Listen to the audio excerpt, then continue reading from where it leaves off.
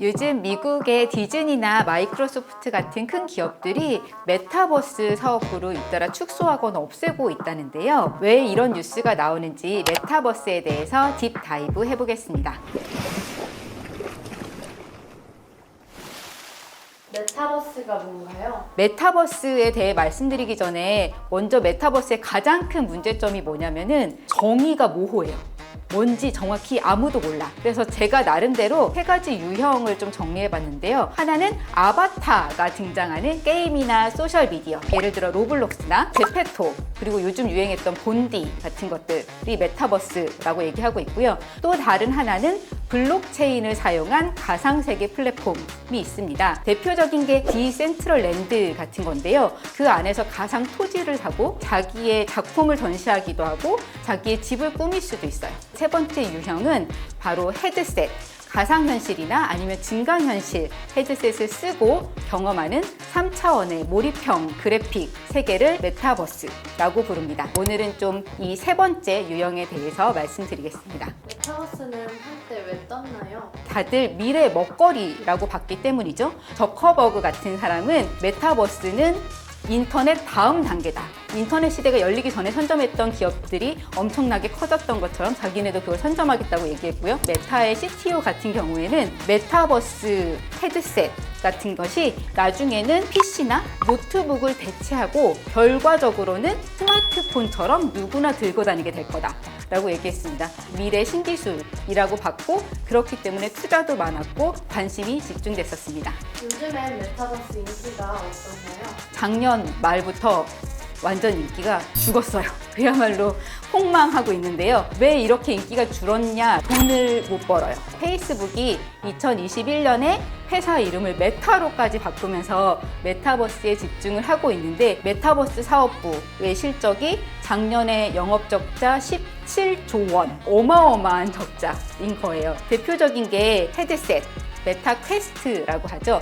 퀘스트 2가 있고 좀 더 비싼 퀘스트 프로가 있는데 둘 다 그렇게 팔리지가 않아요. 월 사용자 기준으로 30만 명이 채 안 된다는데요. 사실 메타가 연초에 밝혔던 거는 50만 명 목표였거든요. 목표에 한참 못 미치죠. 이용자 수도 적어, 판매도 잘 안 돼. 그러니까는 3월부터는 1,500달러짜리였던 퀘스트 프로를 1,000달러로 인하해서 판매하고 있습니다. 디즈니 같은 경우에는 원래는 자체 메타버스 플랫폼을 만들겠다는 거창한 계획을 세웠었는데 50명의 직원을 다 해고했다라는 소식이 들리고 있고요. 마이크로소프트 같은 경우에는 기업용 혼합현실 헤드셋 홀로렌즈라는 거가 특징이었는데 이 사업부도 계속 좀 축소가 되고 있다는 얘기가 있어요. 그래서 마이크로소프트는 소비자용 메타버스 플랫폼은 아예 접기로 했고요. 산업용인 홀로렌즈는 아직 하고는 있지만 이것도 좀 지지부진한 상황입니다.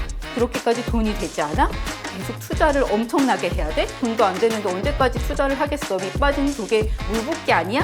라고 생각한 기업들이 너도 나도 이제는 돈 되는 거 하자. 특히 AI, 인공지능 같은 그런 좀 유망한 거 하자 라면서 사업을 축소하고 있습니다. 메타버스는 왜 인기가 빠르게 식었을까요? 어떤 사람들은 그런 VR 헤드셋의 인기가 식은 게 쓰고 있으려면 불편하고 무겁고 그래서 아니야? 라고도 얘기해요. 사실 좀 무겁기도 하고 특히 문제가 발열인데요. 발열을 줄이려다 보니까는 해상도가 떨어지는 거예요. 요즘 게임 같은 거 얼마나 몰입감 있게 나와요. 그래픽 화질 너무 좋잖아요. 그런데 이거는 해상도가 떨어질 수밖에 없다. 발열을 잡기 위해서. 사실 하드웨어보다 더 큰 문제는 소프트웨어라는 말이 있어요. 메타에서 운영하는 메타버스 플랫폼 호라이즌 월드. 사람들이 처음에 다 깜짝 놀랐죠. 왜냐면 다리가 없어. 아바타가 다리가 없어요. 그게 기술적으로 구현하기 어렵기 때문이라고 하는데요. 또 무엇보다 아바타가 또 매력도 별로 없어.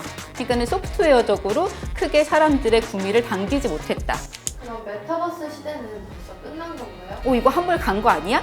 라고 생각하실 수 있는데 꼭 그렇게 볼 일은 아닌 것 같습니다. 오는 6월에 애플이 새로운 혼합현실 헤드셋을 공개합니다. 애플이 2015년부터 이거를 개발을 해왔다고 해요. 그래서 드디어 내놓는 신제품인데요. 지금 나오는 얘기로는 이름이 리얼리티 프로가 될 것 같다고 하는데요.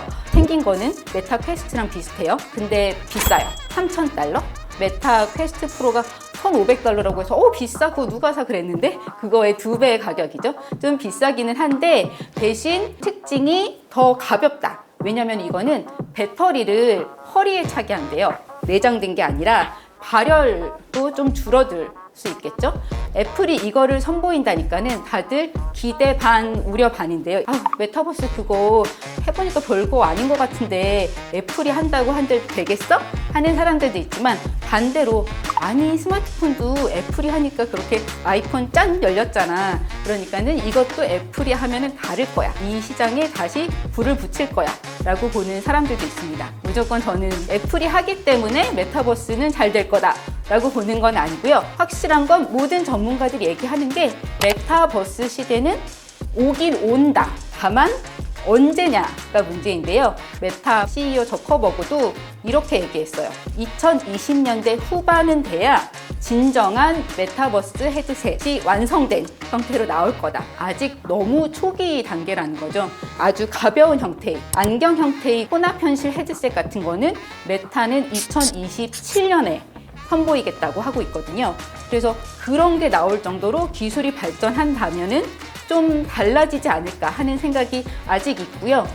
이거 이제 끝났어. 메타버스는 이제 끝났어. 그냥 인공지능으로 갈아타자 라고 해야 할 때인지 언젠가는 정말 인터넷의 다음 단계 아니면 스마트폰의 다음 단계 같은 게 될 수 있을지도 모릅니다. 하지만 이게 과연 언제쯤 열릴지 얼마나 더 가야 할지 아직까지는 아무도 알 수 없다는 게 메타버스의 미래가 약간은 우울한 이유입니다. 지금까지 딥다이브의 한애란 기자였습니다. 구독, 좋아요, 알림 설정까지 렛츠 딥다이브!